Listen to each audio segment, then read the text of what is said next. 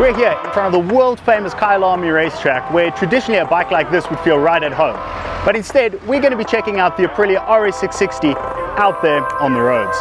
Let's hit it.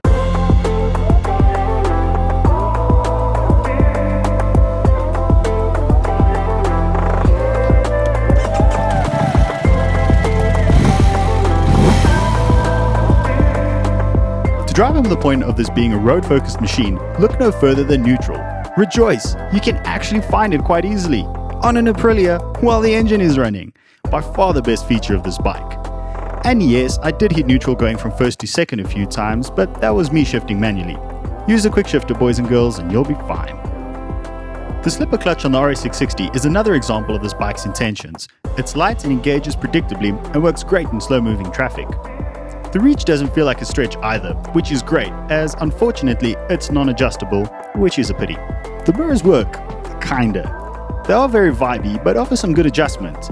They are placed far forward, so tweaking them on the move isn't the easiest. It's a sports bike, so be prepared to look around your elbows a bit, especially if you're a larger rider. What's cool is they can be folded forward for tight filtering or track duty. The turning circle isn't bad at all, so tight maneuvering doesn't feel intimidating. If you are a bit shorter, however, it can feel tall, especially when trying to back it up. The lightweight of this bike makes maneuvering it around the garage a snap. The kickstand is super easy to find, so you can pop it up and down without any hassles. It also doesn't lean excessively, so it's easy to get off the stand or to park in a tight spot. The switchgear looks flimsy at first glance, but actually they work pretty well. On the left we have the brights trigger, cruise control switch, which also doubles up as a traction control up-down switch in race mode, menu navigation buttons, sometimes self-cancelling indicators, and a horn. On the right we have the daytime running lights button, starter kill switch, and mode selector. Logical layout, solid feel, intuitive to use, very un-Italian. Another striking bit of styling are the lights on the RS 660. They look great and work even better. While the sun is out, the daytime running lights make sure other road users can't miss you. At dusk, a twilight sensor automatically switches on the low beam lights. The main beams do a super job of illuminating the road ahead, with the brights casting a narrow beam of light straight down the road, extending your vision further into the night. And finally, the cornering lights that light up the inside of the corner when leaning even slightly. It's not distracting and helps so much. The LED indicators and brake lights all add up to make nighttime riding just that little bit safer.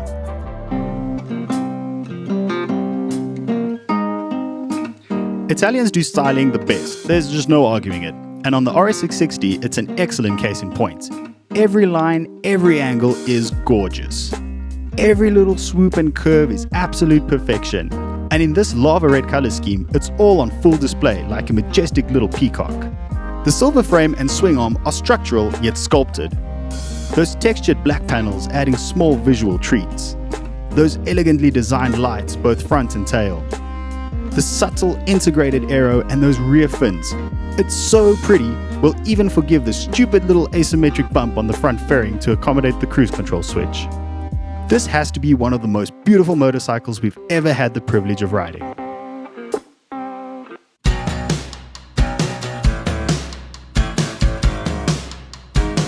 In the menu, you'll find 5 rider modes split between 2 vehicle settings. The first is commuter, self-explanatory. Easygoing throttle with all the electronic aids turned up for maximum safety in slow-moving traffic and rainy conditions. Dynamic is on the opposite end of the scale.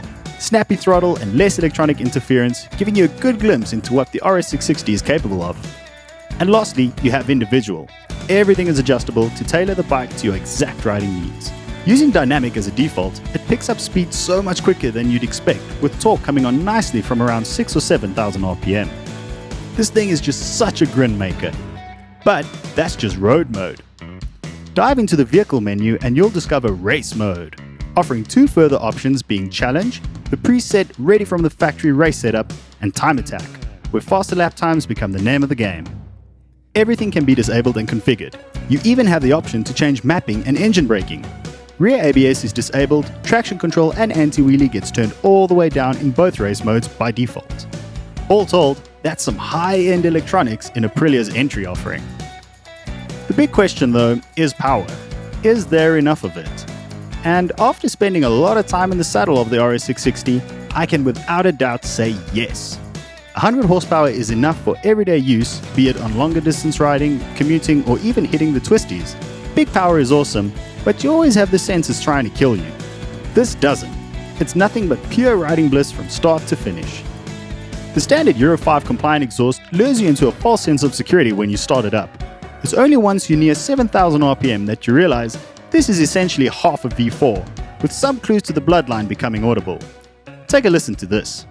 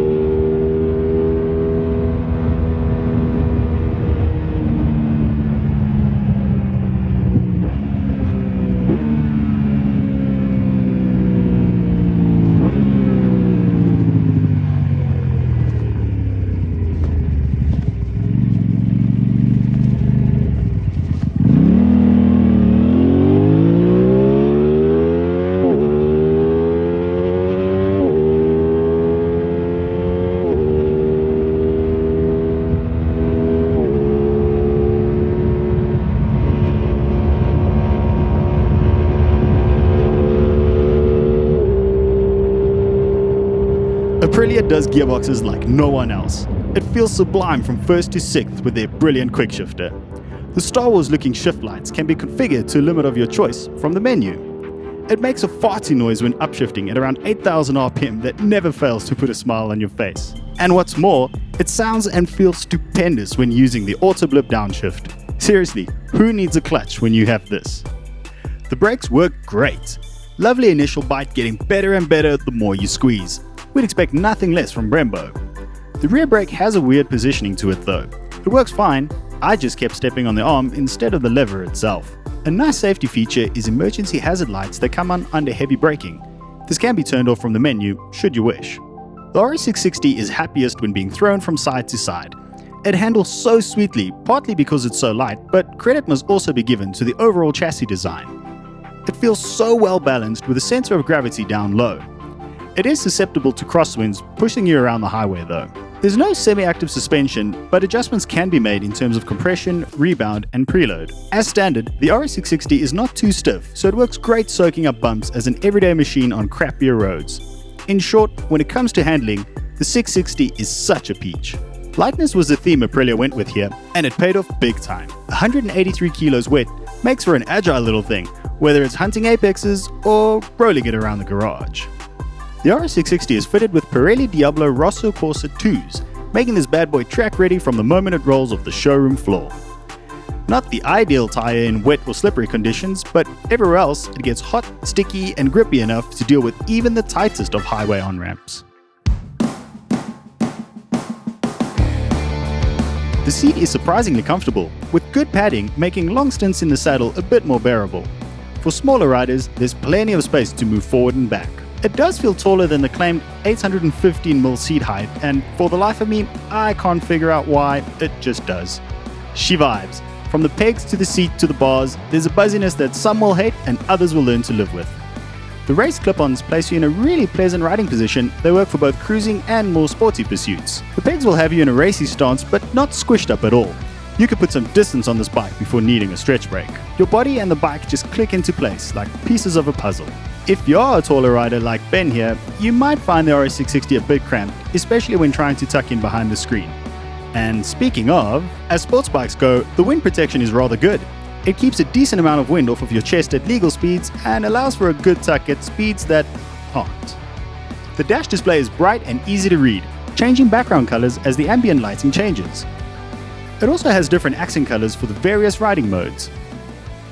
The screen does look a bit small for all the info it displays, which includes speed readout with a tach above it, gear position indicator, engine temp, current rider mode, trip info, ambient temperature, and a clock. In race mode, a big lap timer dominates the screen with your Aprilia electronic settings displayed prominently below it. Most of the info stays in place in either mode, including, joy of joys, a fuel gauge. Yeah, we're looking at you, RSV4 and 210 factory. Let's talk tech for a moment, shall we? The RS660 is equipped with some bleeding-edge race-inspired technology such as adjustable engine mapping, 3 different engine brake settings, traction control, anti-wheelie control, and switchable ABS. But that's not all.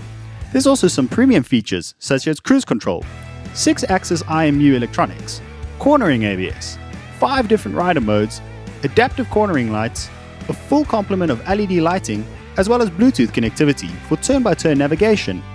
May I remind you folks that this, the pinnacle of tech in Aprilia's catalogue, is their entry-level offering. That's just mind-boggling. While this might not be the machine of choice for two-up riding, there are some definite highlights for passengers. Firstly, the suspension is very compliant, making life a bit more pleasant for pillions. The seat is also pretty soft and comfy, so that's great. What's less great is the fact that your legs are all tucked up, you're perched high on the seat, crouched forward in a very uncomfortable yoga pose. Manageable for like 20 minutes, but not much more after that. Credit to the RS660 though, even with a passenger on board, it doesn't lack in power at all. As far as luggage is concerned, there isn't any as standard, but remove the pillion seat and you'll discover some handy luggage attachment points. I wasn't expecting that. Also, the under-seat storage space is much bigger than you'll find on most sport bikes. The fuel tank holds 15 litres and after some enthusiastic riding, we still averaged 5.6 litres per 100 k's or 18 k's per litre. All told, that gives you a theoretical range of 270 k's between fill-ups. That's pretty incredible. Beginner friendly? Not really. It's definitely an awesome step-up bike, but as your very first set of wheels, there's a lot that could go wrong if you aren't careful. Not to mention expensive to repair should you bin it. It's however a great option for someone who's returning to riding or scaling things down from the mega horsepower Widowmakers. In fact, this is a great motorcycle for just about anyone. So, is this the bike to have if you could only have one? Yes, it absolutely is. It's pleasant enough to ride to work every day, provides more than enough excitement for weekend blasts and longer journeys, and should you have a chance encounter with a racetrack, you'll have the perfect tool to chase down some lap times and maybe even some bigger bikes. Except maybe climb a mountain, there's nothing this little powerhouse can't handle. The RS660 carves its own path, and as such finding direct competition is a bit tricky. These are the bikes we feel compare closest to the 660 in one way or another.